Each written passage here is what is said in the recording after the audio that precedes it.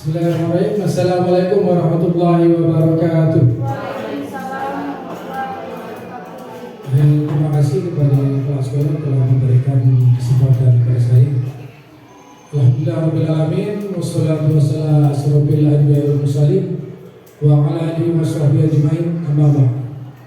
Yang terhormat kepala sekolah SDN 03 Bangka, yang terhormat yang saya banggakan Bapak Ibu guru hebat, guru tangguh SDN 03 Bangka beserta staf tenaga pendidikan.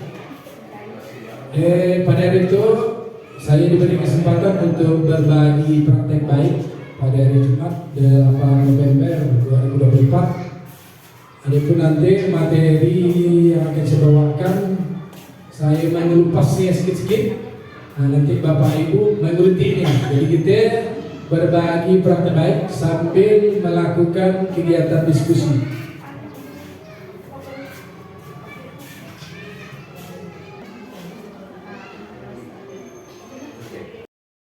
Bapak Ibu, sebelum memasuki materi yang akan kita ulas, untuk kata pengantar, pendidikan sejati adalah pendidikan yang mengajarkan kita untuk hidup bersama, saling menghargai, untuk saling membantu, dan untuk saling mencintai. Itu saya pasang gambar guru beserta peserta didik untuk menggambarkan bagaimana kita dengan peserta didik ya harus hidup bersama, saling menghargai dan saling membantu, dan terutama saling mencintai.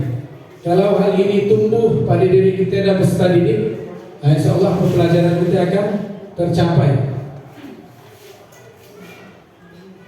Kemudian sebelum kita lanjut ke materi, kita bergerak dulu dengan semangat yang menyala. Kita ice breaking dulu.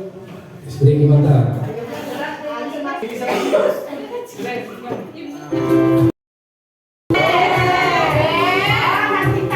Siap.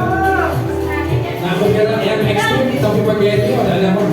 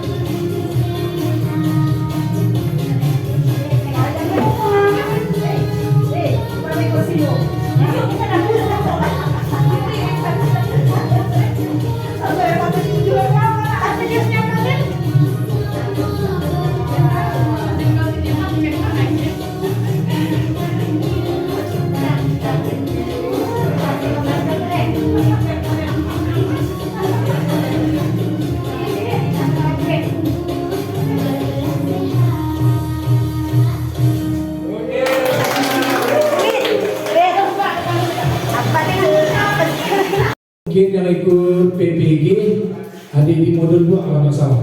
Jadi itu isu yang lagi diangkat untuk pembelajaran sosial emosional.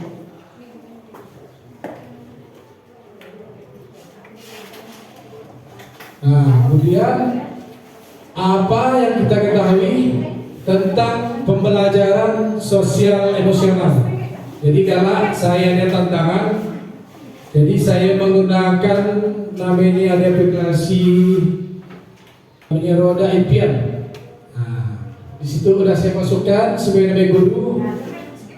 Nanti namanya yang muncul nanti memaparkan AP-nya pembelajaran sosial emosional.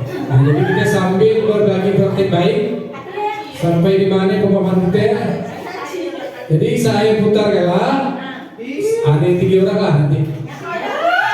Yang keluar nama ini nanti akan menjelaskan sejauh mana pemahaman tentang pembelajaran sosial emosional. Oke, kita mulai. Itu bisa kita terapkan ke peserta didik kita itu namanya aplikasinya Well of Names. Itu pasti seru kalau kita terapkan di pembelajaran. Itu namanya Roda Impian. Nah, coba kita putar. Oke.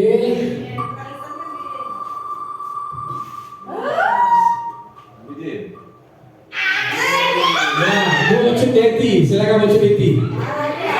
Tidak ada yang salah dalam memberikan apa. Apa yang ibu ketahui tentang pembelajaran sosial emosional? Pembelajaran sosial emosional yang saya pahami, saya tidak tahu ya pendapat saya benar atau salah. Karena dadakan kita memahami setiap karakter siswa dan itu harus disesuaikan dengan emosi siswa tersebut. Nah, itu aja pendapat saya. Oke, tepuk tangan untuk Cudeti. Oke, terima kasih Bu Cudeti. Sekarang kita buka lagi. Jadi setelah kita menerima sebuah tantangan, jadi dadakan. Kita lihat nama siapa yang keluar. Oke, Pak Abidin, silakan Pak Abidin. Apa yang Bapak ketahui tentang pembelajaran sosial emosional?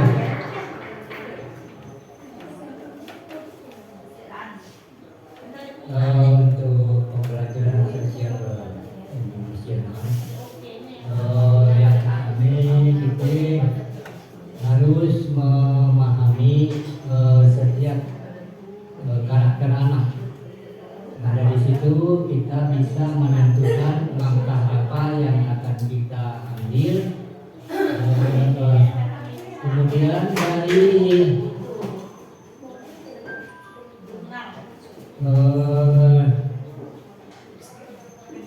dari secara keseluruhan, nah di situ dapatlah kita simpulkan bahwa karakter emosional anak ini ya kebanyakan sifatnya seperti itu. Nah, jadi dengan demikian kita akan lebih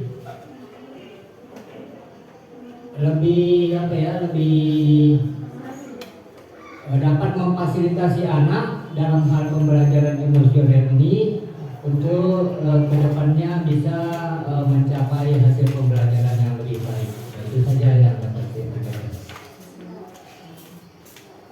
Oke, terima kasih Pak Dibin. Beri aplaus yang meriah untuk Pak Dibin. Jadi berdua kita acak segi lagi. Roda Impian.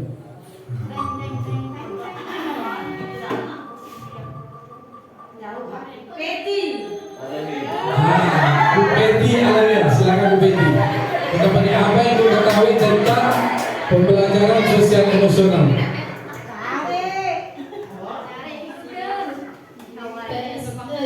Pembelajaran sosial emosional.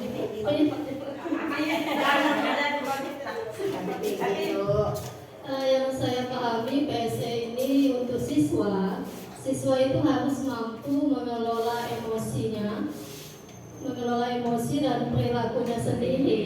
Jadi siswa itu harus bisa menghormati, menghargai dan memiliki empati dan kepedulian terhadap temannya.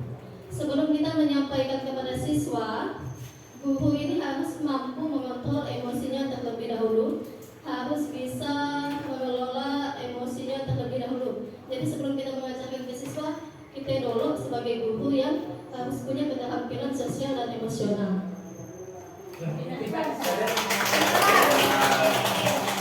Oke, kita beri tepuk tangan yang meriah kepada Bu Peti, Pak Abidin, dan Bu Sudeti. Silakan teman-teman.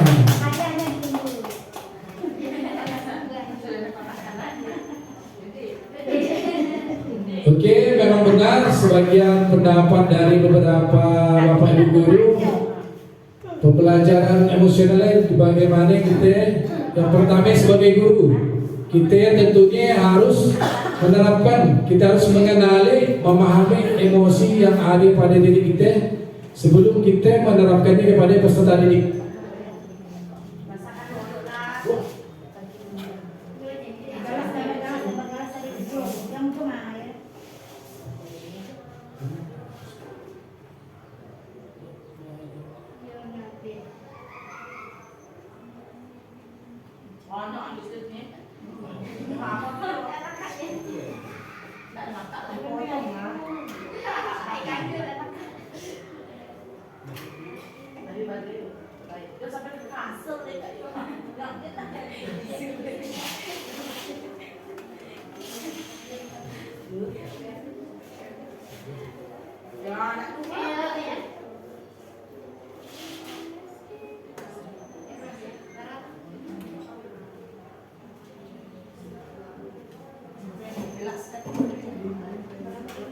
Nah, ini pemaparan sedikit tentang pembelajaran sosial. Pembelajaran sosial adalah proses di mana individu memperoleh pengetahuan, sikap, dan perilaku baru melalui interaksi dengan lingkungan sosialnya. Ini mencakup proses belajar dari orang lain, mengamati perilaku orang lain, dan berpartisipasi dalam berbagai situasi sosial. Kemudian untuk pembelajaran emosional adalah proses di mana seseorang belajar mengenali, memahami, dan mengelola emosi mereka serta emosi orang lain. Nah, jadi benar tadi sudah mengarah yang disampaikan Bu Peti. Jadi kita sebagai guru harus memahami dan mengenali emosi yang ada pada diri kita, sehingga nanti kita bisa menerapkannya kepada peserta didik. Oke, di sini ada sekelompok pendidik atau psikolog yang bernama Daniel Goleman. Beliau perintis konsep kecerdasan emosional yang didirikan pada tahun 1995. Mereka membuat suatu konsep yang bernama KASEL. Apa itu KASEL? Kolaboratif, akademik, sosial, dan emotional learning. Nah, jadi dari Goleman ini menerapkan ada KASEL, ada yang namanya 5 penerapan strategi.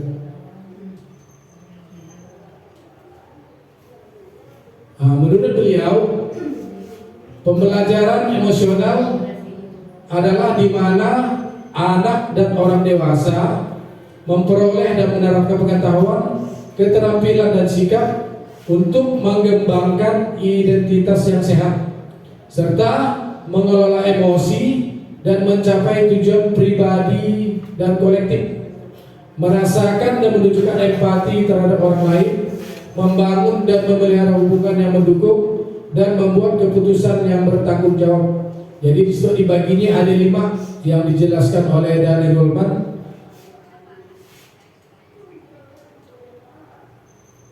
Nah, disitu ada 5 kompetensi sosial emosional menurut KASEL.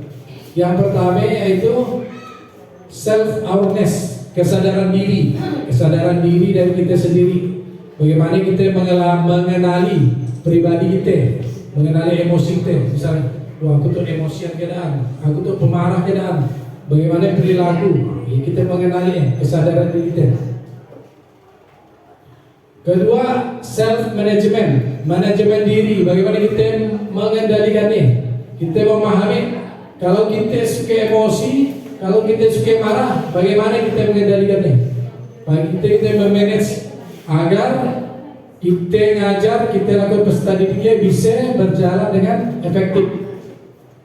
Yang ketiga, social awareness, yaitu kesadaran sosial.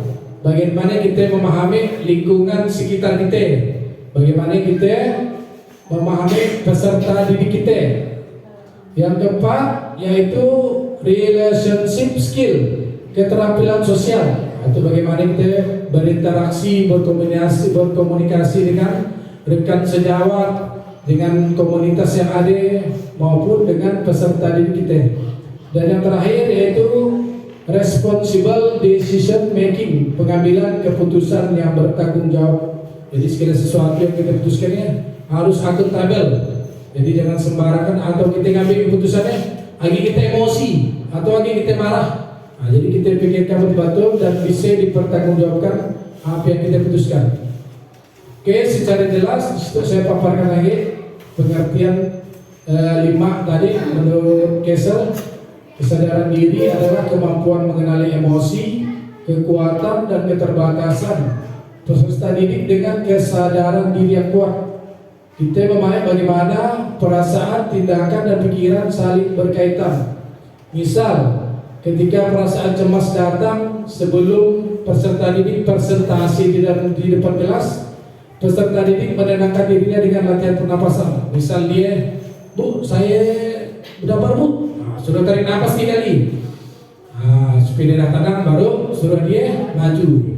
Kedua, manajemen diri, kemampuan dalam mengatur emosi, pikiran dan perilaku dalam berbagai situasi.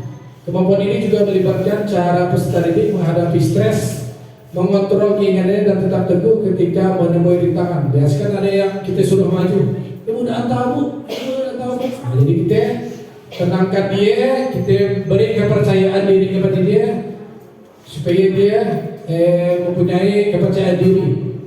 Kemudian kesadaran sosial, kemampuan memahami berempati terhadap pandangan atau perspektif orang lain peserta didik.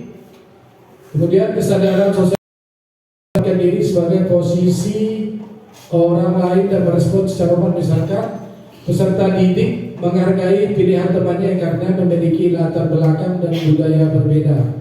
Jadi itu lebih ke kasus misalkan jangan bullying. Misalkan dia minoritas, misalnya di sukunya suku Tionghoa. Jadi jangan sampai kaum mayoritas, misalnya kita Islam, jangan membuli kaum minoritas yang ada di kelas kita.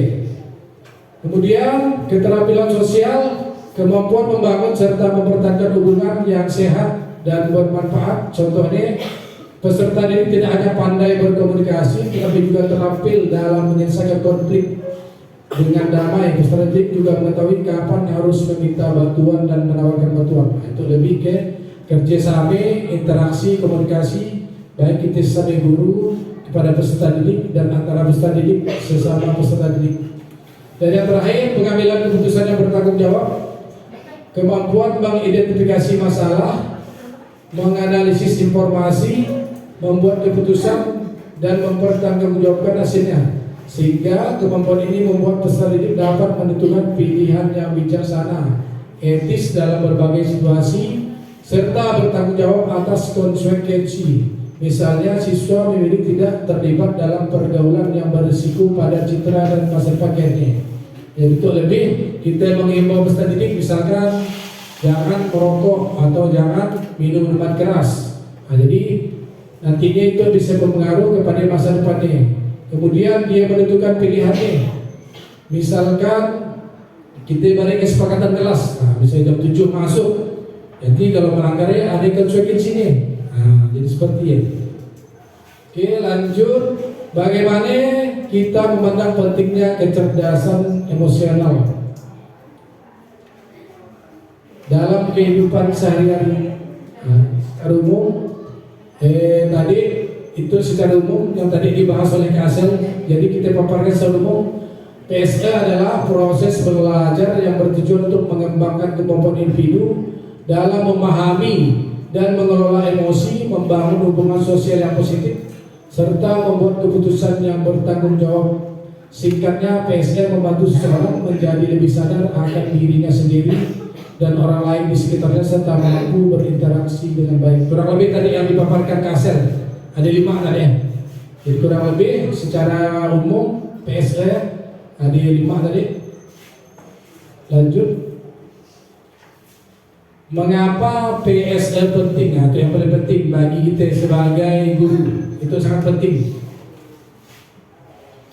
Pentingnya pembelajaran sosial emosional dalam pengembangan diri dan profesional dalam upaya untuk menguatkan karakter profil pelajar Pancasila melalui proses belajar.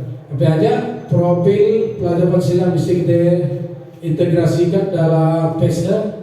Kita bisa membangun karakter, membangun atau membentuk karakter individu peserta didik yang kuat, serta kita bisa memberi rasa empati, rasa saling peduli kepada temannya, kemudian rasa percaya dirinya dalam dia misalkan maju presentasi, dia percaya diri.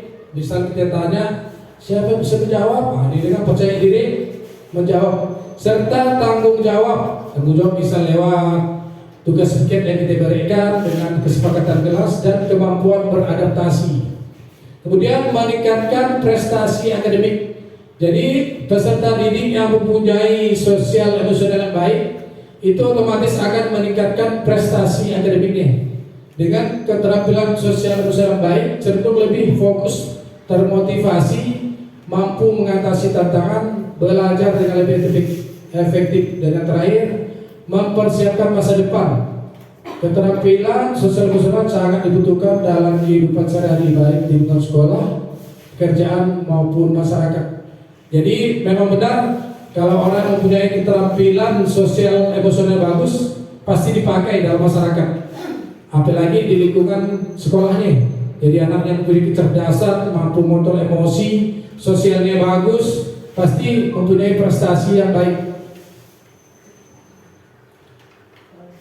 Nah, itu rangkuman dari keterampilan sosial yang baik cenderung untuk peserta didik lebih bahagia dan sehat, berprestasi lebih baik di sekolah, lebih siap menghadapi masa depan dan memiliki hubungan baik.